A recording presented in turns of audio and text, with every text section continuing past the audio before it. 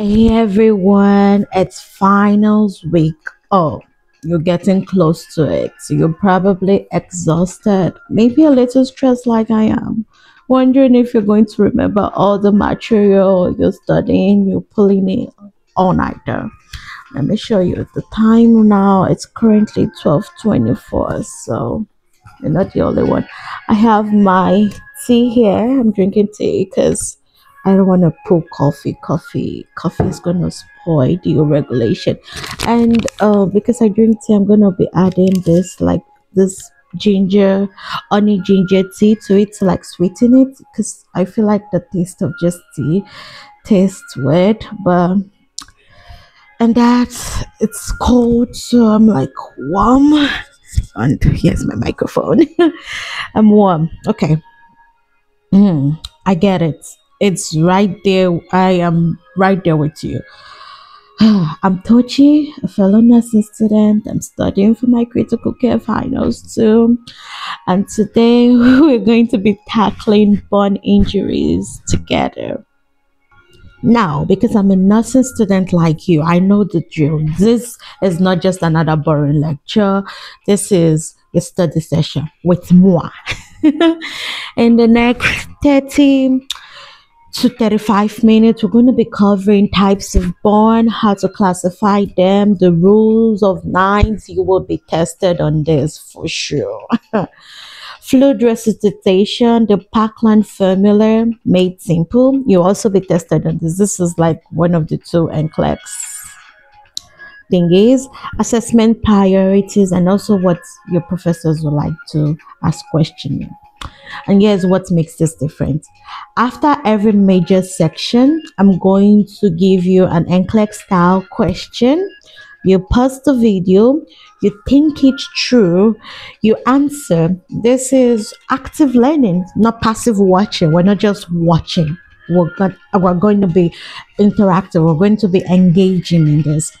By the end of this video, my hope for you is to feel confident about bonds, not just for your finals, but for when you see your first bond patient on the floor. So grab your notes, maybe some coffee if you're the coffee person, but if you're like me that's trying to be healthy and stay away from all those caffeine, stick with good old tea and let's do this together. You got this. God got you. I've got you. Let's go. Okay, first thing first, how do bonds happen? There are four main types of bond. Number one, type 1 is thermal bond, which is 90% of all bond. Thermal bond is caused by heat. Flames like house fires, car fires, but it's the most common one is scalding liquids like hot water, hot grease, hot soup, hot oil. Nasty stuff. Other objects, basically, like coiling irons, stove, heaters. This is very critical, especially if you have young children living in the home with you. Yeah, that's like a really big deal. Now, most common in kids scalding is most common in all population, but for kids scalds is like pulling hot liquid onto themselves. Maybe uh uh they came to the kitchen when you were frying. That's nasty, but when you were frying hot oil and they mistakenly touch it and or maybe you just on the gas, maybe you use those cool fancy electric gas stove that and then they touched it, scarred. Adult flames like cooking accidents, workplace, a good example would be like firefighters. Like, oh, if you work at a restaurant and you're a chef in the restaurant, yeah, I'm trying to remember which ones again. Elderly, for elderly scars, we also have scars and contact burn. But the problem with elderly is that they have slower reaction time. Number two, we have the chemical burns. Chemical burns are caused by contact with chemicals.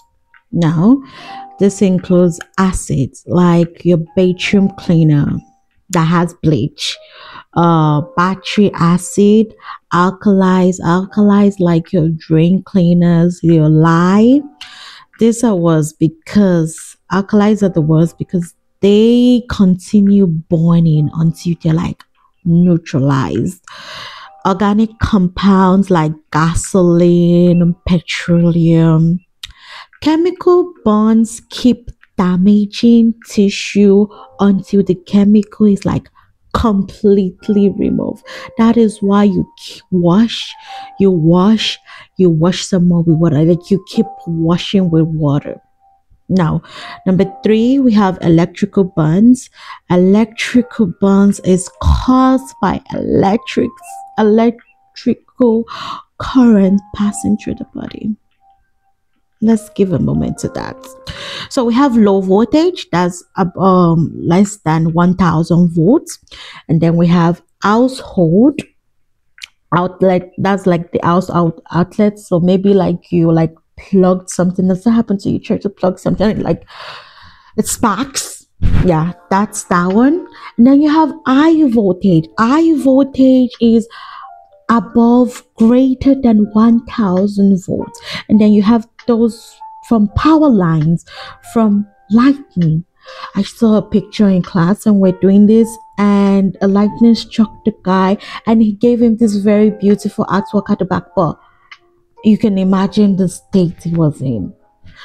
Anyway, I digress. Entry wound where current enters, so it always has an entry wound.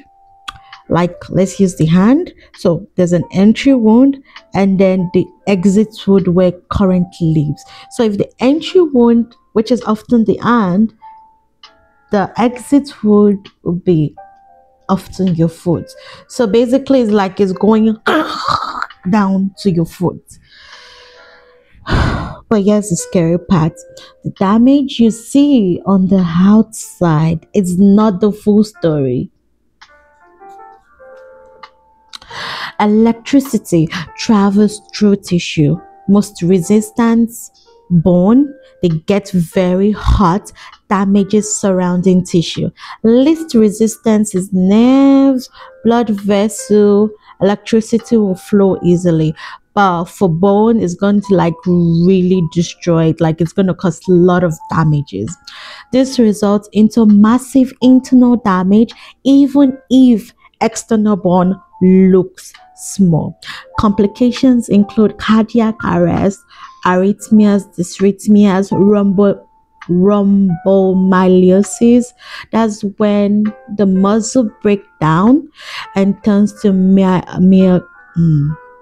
okay. Rhabdomyolysis is a serious medical condition where damaged muscle tissue breaks down and releases its contents into the bloodstream, potentially causing kidney damage or failure. So, it's the muscle breakdown that turns to myoglobin, which then causes kidney damage. And then we have compartment syndrome as a complication too. Now we have type 4, inhalation injury. This is when patient breathes in hot smoke, toxic gases like carbon monoxide, cyanide, and chemicals. 3 types of inhalation injury. Above the glottis, that's the upper airway. It can cause swelling, obstruction, can close airway really quick. Below the glottitis is the lower airway or lungs, direct damage to lung tissue, respiratory failure. And then there's the systemic poisoning, carbon monoxide poisoning, cyanide poisoning. Signs of inhalation injury: singed nose hairs, eyebrows.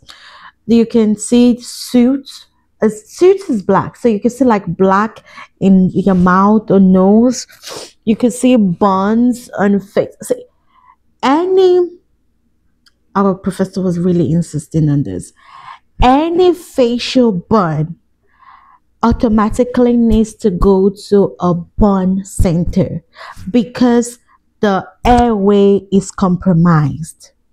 Think ABC, airway, breathing, circulation, it's compromised. So, okay. Now, signs of inhalation injury: singed nose hairs, eyebrows, sooty mouth, nose, burns on face, hoarseness, stridor, respiratory distress. If you see any of this, it means you need to give early intubation. This patient needs early intubation. Do not wait for airway to swell shut. Then it's going to be hard to intubate this patient. It's going to be hard to save this patient. All right. Time for your first NCLEX question. Now, question. A 54-year-old male was walking on his car when the carburetor exploded. He presents with sun-nosed hairs, red painful blisters on his face, forearms and hands. What type and depth of burn injury do you suspect? A. Inhalation injury below the glottis with superficial burns. B. Inhalation injury above the glottis with superficial partial thickness burns. C. Deep partial thickness burns and carbon monoxide poisoning. D. Full thickness burns and inhalation injury above the glottis. Give yourself, pause the video if you need to, give yourself some moment, think it through. What do you think is the answer? If you said B, you're correct. Here's why. Sun nose hairs equals to inhalation injury. Face burns, likely inhalation injury above glottis, upper airway. Red painful blisters, that's partial thickness burns, not full thickness, because full thickness burns are not painful. The nerves are destroyed, but beware that if the nerves are destroyed, surrounding tissue might not be third degree. It might not be third degree burn, might be second degree burn, and that's very painful. Superficial partial thickness, specifically because they are red and painful, versus deep partial thickness, which may be less painful. But you still need to want to treat them for pain. If they say they're in pain, please believe them and do not hesitate to give them pain. Now, did you get it right? If yes, great. If not, that's okay. That's why we're reviewing. Let's keep going. Let's keep it going. Okay, now let's talk about burn depth. This is critical for treatment and prognosis. Do you remember your skin has layers? 3 layers to be specific. So we have epidermis, which is the top layer, thin. We have dermis, which is the middle layer, thick, has nerves and blood vessels. We have subcutaneous fat, bottom layer, thin, thick, nerves, blood vessels, fat, bottom layer. Burn depth is classified by how deep the burn goes. Because of the way I study, I like to think of things, I like to put things to label that I know. So I think of the epidermis, the outer layer, like a waterproof jacket, protects you from germs, from water loss. I think of the middle layer, the insulation layer, like that has the nerves, blood vessels, hair follicles. I think it has the insulation layer. And then the deep layer, which is the subcutaneous, the fat padding, I think of it as cushion, as where it stores energy. Now, when someone is burned, the protective suit is damaged, fluid leaks out, germs get in, temperature regulation fails. That's a huge NCLEX question. When someone burns, what function of the skin is affected? All function of the skin is affected. Let me tell you what are the function. Infection protection. That's skin is a barrier for infection. Identity, how you look, like we're all made unique, even though We all have skin. We come out uniquely. Temperature regulation, sweating, blood flow, your sense of how you feel, sensation, touch, pain, pressure, excretion, that sweat, you sweat out your waist, and then of course synthesis of vitamin D, like sunlight converts to bone health. So when your skin burns, all of these functions are lost. But you do not want to forget thermoregulation. That's very important. Now, first degree burn, superficial. The depth is epidermis only. That's the outer layer. What it looks like, red, like a sunburn. Dry, there's no blister, and it's painful, of course. When you get sunburn, it's painful. Like you see how red they are for like tomatoes. Healing time is 3 to 5 days. There's no scarring. The treatment is minimal lotion and pain relief. Now, it is important to know first degree burns are not included in fluid resuscitation calculations. Now we have second degree burn. Second degree burn is partial thickness. The depth is epidermis plus part of dermis. There are two subtypes: superficial partial thickness, red, moist, blisters, it's clear fluid. It's very painful because your nerve endings is intact. It heals in 1 to 2 weeks, minimal scarring. And then we have deep partial thickness. This is red or white patches, blisters or dry, less painful, some nerve damage. It heals in 2 to 4 weeks, may scar, may need grafting. Third degree burn, the full thickness, like really, like you're really going there. It's through the entire dermis into fat, muscle, bone. What it looks like, white, drawn, or black, that is charred. It's dry, it's leathery, there's no blisters, there's no pain because the nerves are destroyed. But wait, patients with full thickness burns often still have pain. Why? Because burn wounds are not uniform. You have areas of partial thickness with intact nerve with next to full thickness areas. So yes, still give pain medication if they ask for pain. I already said this earlier. The healing for a third degree burn takes from weeks to months, probably years. Let me drink this tea.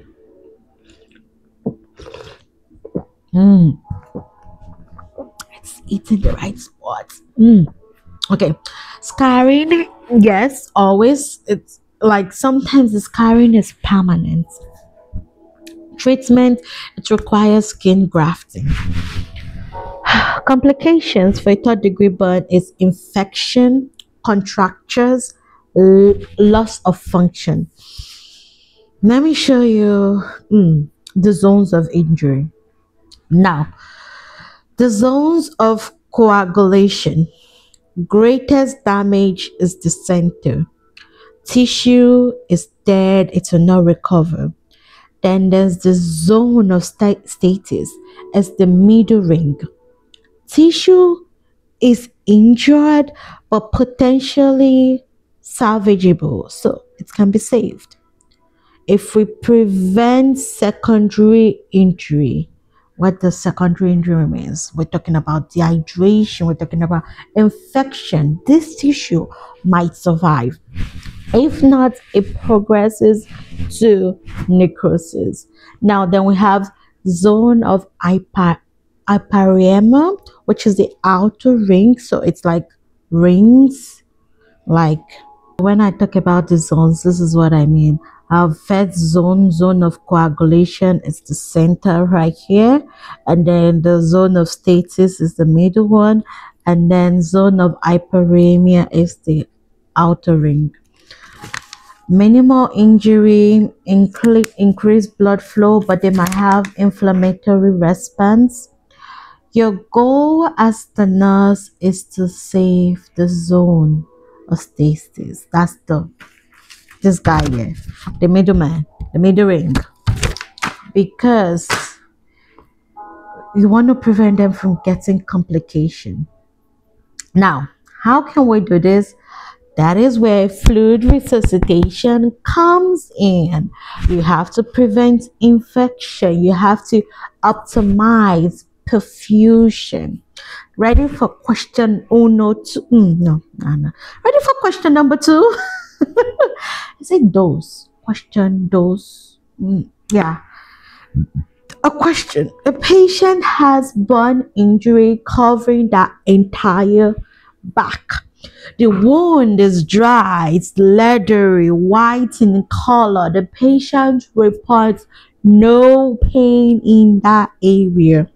How would you classify this burn? A. Superficial. B. Superficial partial thickness. C. Deep partial thickness. D. Full thickness. If you said D, you're correct. Full thickness. Why? Because dry, leathery, full thickness, white color, full thickness. Could also, remember, it could also be brown or black because it's charred. No pain, nerves are destroyed. Full thickness.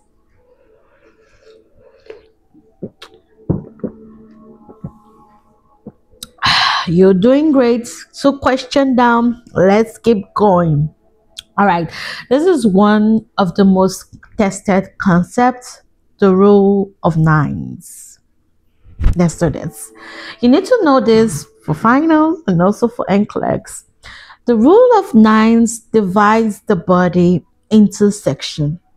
Each section is approximately 9% or a multiple of 9% of total body surface area, TBSA.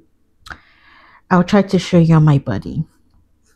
Now, your head is 9%. The front of your head is 4.5%. The back of your head, 4.5%.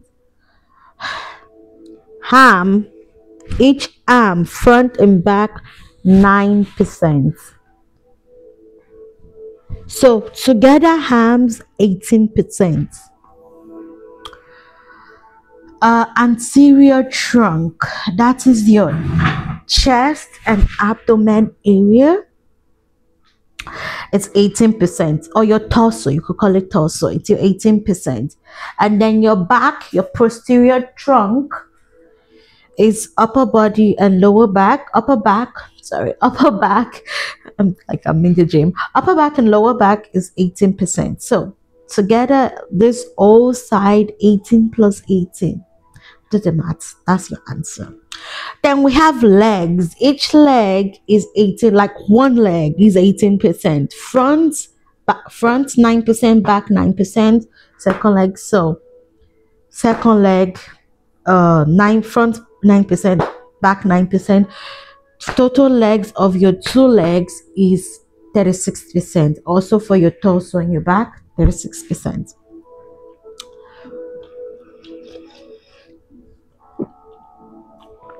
And your private area, also known as a genitalia or perineum, is just 1%. Now, let me check your maths. Head is 9% front and back, plus arms, 18%, plus anterior, 18%, posterior, 18%, plus 36%. That's your legs, joints combined together. And then your genitalia and perineum, 1%. That is a total of 100%. Did you get it? 9%, 18%, 18, 36, 36. And this is only for adults. It's different for kids. I needed to point that out. Kids, there's one for kids. Adults in bone calculation is from 9 to 9 to above, 9 and above. Kids is 1 to 8, and then infant is under 1. So for hopefully they don't have kids related, but for kids the face is 18%. You need to know that for kids it's a different calculation. Every other thing is almost the same, but the face is 18% of total body surface area. So that's 100%. Now here's a trick for quick estimation. So if a patient had a burn in their palm, including the fingers, that's 1% total body surface area. So if you can't use rule of nines, like with scattered burn, you use the palm method. But for NCLEX, for our exam sake and everything, stick with rule of nines, okay? Like it was insisted a lot of times, the rule of nine. I'm a very great note taker. I took a note of it. Let me just find it somewhere here. It's like one of the recent topic we just did. And oh, I didn't draw. I just wrote it down. I don't know if you can see what I wrote down. Yeah, I don't think you can see it, but I wrote it down. Okay, so now I have the kids. The kids face is 18%, back is 18%, ham 9%, their leg is 14%, torso is 18%. So a calculation of that is 100%. So yeah, but yeah, I just wanted to put out the kids because the kids is different from the adults.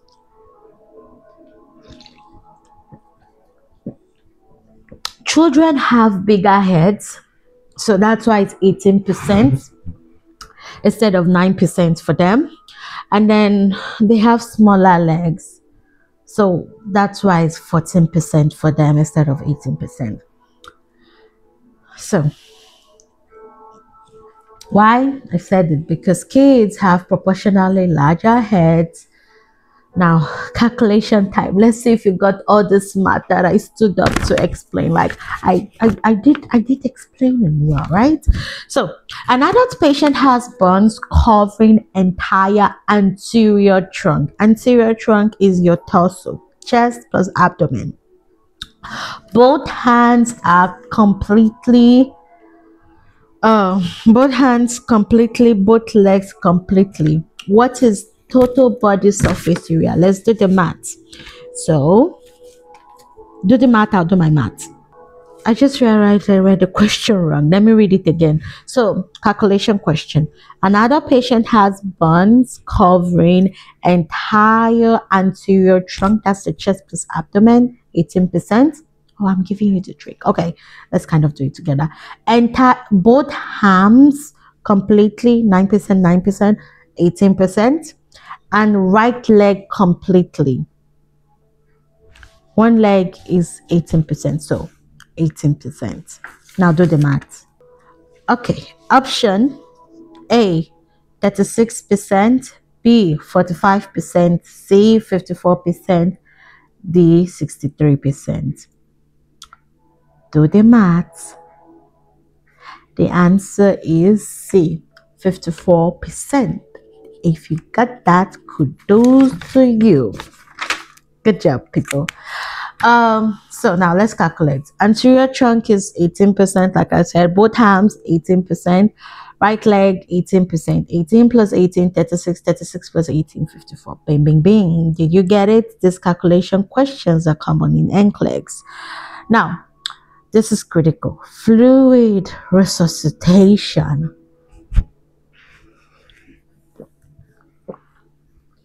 You know when you make something, even though you shake it well, sometimes it settles. So right now I'm towards the ending part of the drink, so it's like really sweet, so I just want to keep sipping on it. Okay, serious. When a patient has burns, oh, that was good burn. The ginger in it is really, really working. It's covering more than 20% of the total body surface area. They need high fluid restriction. Okay, let's rephrase that. This is critical fluid resuscitation. When a patient has burns covering more than 20% total body surface area, they need IV fluid resuscitation. Why? When skin burns, massive inflammation occurs. Blood vessel becomes leaky, increased permeability. Fluid shifts from intravascular space, that's the blood vessels, into interstitial space, tissues, that spacing. Result, the edema everywhere, which edema everywhere plus hypovolemia, low blood volume. Do you understand? The blood is like the fluid is moving from the blood vessels where it's meant to be flowing and is into the tissue. So yeah, there'll be edema because it's not meant to be in the tissue. And then because it's leaving the flow, hypovolemia. If we don't replace fluids, patient goes into hypovolemic shock and they would not be compensating well and all the good stuff and they die. The Parkland formula, also called consensus formula, 4 ml times patient weight. This good old paper. So 4 ml times patient weight. Let's say patient weight is 70 kg. I don't know why I like using that number every time. Times total body surface area burned equals to the total fluid for 24 hours. Now, if you give half in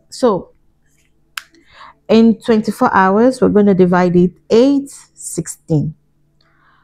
And you're going to give half of that total fluid volume in the first 8 hours from the time of injury, not from the time of arrival.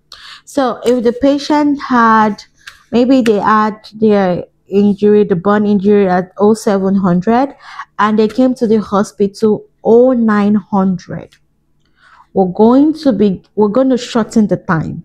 So because they didn't come from the time of the injury, we're going to give them that half in 6 hours. We're going to give it to them in 6 hours instead of in 8 hours because it needs to be done that time. And then you give the other half over the next 16 hours. Now, let's do calculation. Example, a patient weighs 70 kilogram. Burn is 40% total body area. How do you calculate it? Now, remember the formula is 4 ml times patient weight times total body surface area. So, 4 ml times 70 kg times 40% is equals to 11,200 ml in total of 24 hours. So now you divide this into 2 and you have 5,600 ml, which you give in the first 8 hours from time of injury, not time of arrival. And then you give the remaining 5,600 ml in the next 16 hours. Okay, so what fluid? We have lactated Ringer allows, which is an isotonic crystalloid. The goal is for urine output to be 30 to 50 ml per hour. This is if you are in med-surg 101, but because we are leveled up, we know that this means that 0.5. This means our expectation, our goal of the urine output is 0.5 ml per kg per hour. Okay? Now, if urine output is low, you need to increase fluids. If urine output is too high, you need to decrease fluid. You need to work with patients. Now, titrate to urine output. Basically, you want to titrate your fluids to patient output. Electrical burns, you need more fluid. Goal for electrical burns, the goal urine output is 75 to 100 ml per hour. Well, like we're not doing weights, we're not doing that. 75 to 100 ml per hour. So it's more than when if you do the math. Why? Because myoglobin from the muscle breakdown, it clogs kidney. You know kidney does not like to play with itself. Like it takes itself very seriously. Nothing can be blocking, not anything, any smoke come. It's like it goes. We need high urine output to flush it out, basically, is what I'm trying to say. Now, critical timing issue. Formula calculates from time of injury, not time of arrival. So, example, if the burn happened at 2 p.m., the patient arrived at the hospital 4 p.m., 2 hours later. Because, oh, let me tell you a fun fact. Burn, when you have the injury, it doesn't look severe until 24 to 48 hours later. So, okay, 2 hours. The patient arrived at the hospital at 4 p.m. 2 hours later. First 8 hours ends at 10 p.m., not midnight. You need to give fluids faster to catch up. You need to play catch up here. So let's practice. Calculation question. Calculate the volume of IV fluid needed for the first 8 hours after burn injury. So our patient is 60 years old, 82 kilogram, 42% TBSA burn. A 34,444 ml, 3,444 ml. It just escaped me at the moment. B 6,888 ml. C 13,776 ml. D 19,456 ml. I'm going to give you guys some time to calculate. Show your work. I'm going to calculate my own too, so that we know that I'm doing it.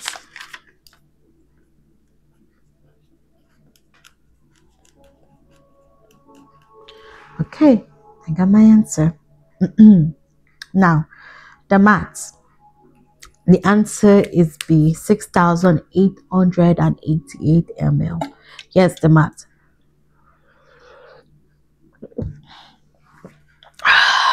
4 ml times 82 kilogram times 42% TBSA is 13,776 ml. So total, that's the total in 24 hours. So if we should divide this into two, we're going to give the the half in the first 8 hours and the remaining in the remaining 16 hours. So if the patient had 13,776 divided by 2, you get 6,888 ml. These calculations are high yield for NCLEX. Practice them until like it's automatic for you. Now, let's talk about what you do when a burn patient arrives. Primary survey is your ABC. Airway is the patient patent. Signs of inhalation injury. Sing is suits, strider. If suspected inhalation injury, what do you need to do? Bang, bang, bang. You got it right. Early intubation. Don't wait for airway to swell. B, breathing. Respiratory rate, respiratory effort. Respiratory rate is, the normal respiratory rate, 12 to 20. And then effort is, what's the work of breathing? Are they laboring to do it? Is there more compensation mechanism added to it? Anyway, oxygen saturation. 100% oxygen via max. You want to assess for Circumferential chest burns, which restrict breathing. C. Circulation. You want to check for their pulse, blood pressure. Signs of shock include tachycardia, hypotension, decreased urine output. You want to start 2 large bore IVs, 18 gauge if possible, 20 gauge manageable. 20 gauge okay. You want to start fluid resuscitation, do the Parkland formula. Assess for sacrificial lamb burns. That's we want to see for compartment syndrome. Now, secondary survey, remember that's primary survey, your ABC is important. Secondary survey is you want to calculate the percentage of total body surface area using your rules of nines. You want to classify the bone depth. You want to assess for other injuries, trauma, fractures. Like imagine a lightning struck someone, took them and fling them on a tree. Now we're not only dealing with bone, we're dealing with potential trauma, brain injury, like a lot of things, fractures, depending on how the person was flinged or how the person landed, where the person landed. Tetanus immunization status, pain assessment. You want to keep the patient warm because we're trying to prevent hypothermia.